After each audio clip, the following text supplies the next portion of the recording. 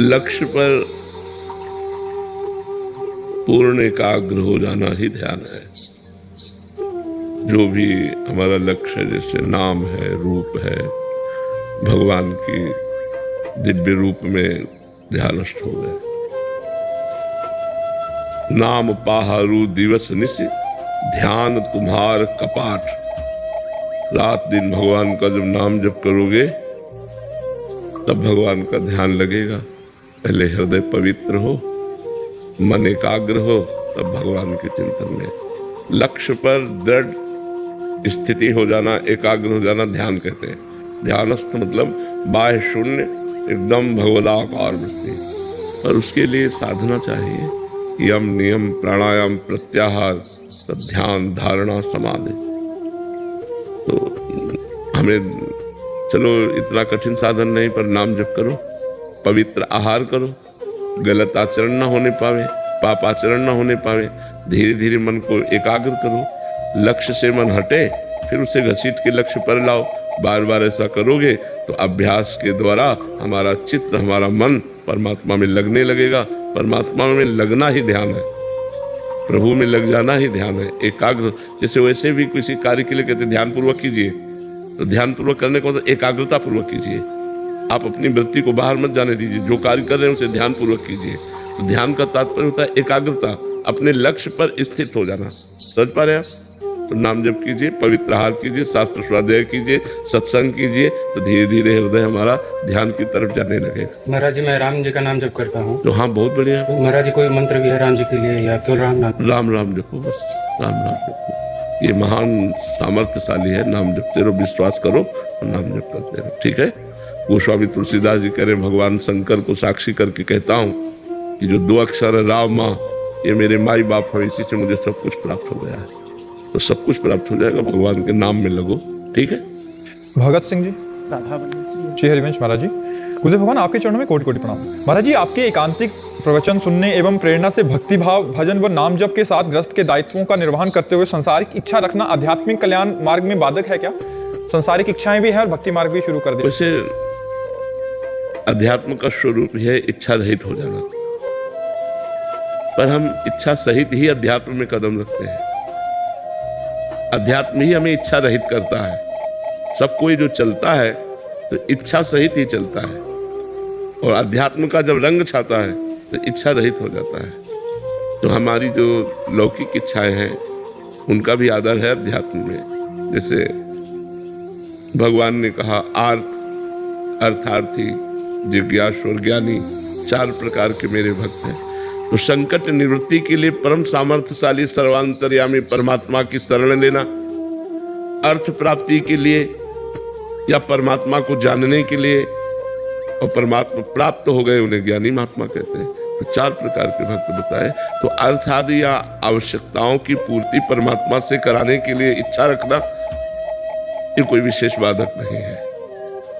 बाधक है पर विशेष बाधक नहीं है। और बाधक इसलिए है कि मुझे मुक्त होना है संसार से, तो हर इच्छा का त्याग करना पड़ेगा। या भगवान की प्राप्ति करनी है तो हर इच्छा का त्याग करना पड़ेगा। पर अभी भगवान की प्राप्ति की इच्छा जागी नहीं, तो इसलिए जो हमारी वर्तमान की समस्याएं हैं हम वो भगवान से निवेदन कर सकते हैं। वो सर्व सामर्थ्यशाली हैं, हमारी इच्छाओं की भी पूर्ति कर देंगे और हमें परमार्थ का मार्ग भी दे देंगे, हमें भगवत प्राप्ति का भी मार्ग दे देंगे। समझ पा रहे हैं आप? अमरजीत जी, प्रयागराज से। राधा वल्लभ श्री हरिवंश महाराज जी, आपके चरणों में कोटि कोटि दंडवत प्रणाम। गुरुदेव भगवान, मेरा प्रश्न है कि क्या मैं इसी जन्म में अपने माता पिता की सेवा करते हुए भगवत प्राप्ति कर सकता हूँ? कर सकते हो, इसीलिए मानव देह मिला है।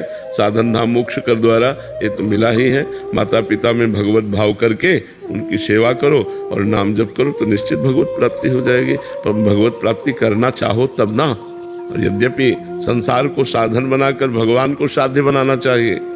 हम भगवान को साधन बनाकर संसार साध्य कर रहे हैं। अगर हम संसार मांग रहे हैं तो भगवान को साधन माना और संसार को साध्य माना, जबकि होना ऐसा चाहिए कि संसार की सब भोग सामग्री साधन बन जाए और भगवान हमारे साध्य बन जाए। तो लक्ष्य तो माता पिता की सेवा करके, समाज की सेवा करके, नाम जप करते हुए हम पूर्ण कर सकते हैं। पर लक्ष्य हमारे अंदर बने तब ना कि मुझे भगवत प्राप्ति करनी है।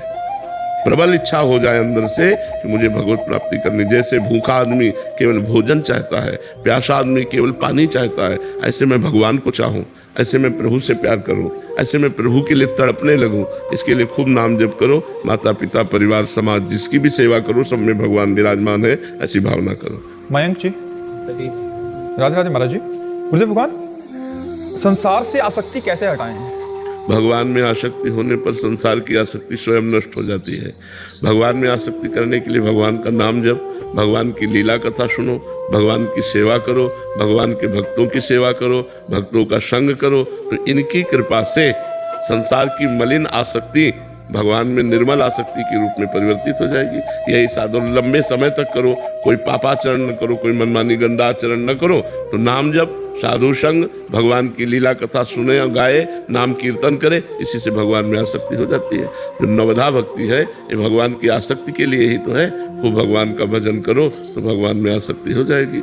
जगत का चिंतन करोगे तो जगत में आसक्ति हो जाएगी, जगदीश का चिंतन करोगे तो जगदीश में आसक्ति हो जाएगी। हमारा जहाँ चिंतन होता है वही हमारी आसक्ति हो जाती है। प्रारंभ कैसे करें महाराज जी? नाम जप से, राधा राधा राधा राधा।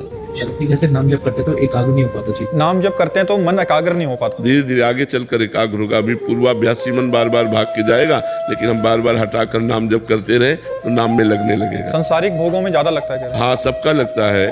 तुम्हारा इन्हें किसी से भी पूछ लो तो सबका मन लगता है।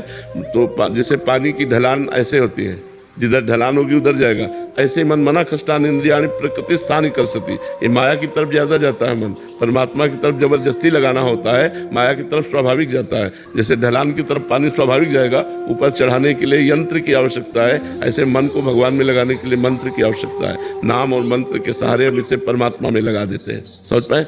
भजन में इतना विक्षेप क्यों डालती है गुरुदेव? हम भजन करना चाहते हैं। भजन में बहुत विक्षेप माया डालती है, हम करना चाहते हैं बट हाँ, हम ये स्वीकार करते हैं आपकी बात की, माया विक्षेप डालती है, लेकिन इसी को जीत जाए तो परमात्मा की प्राप्ति हो जाए। तो उसको सहो।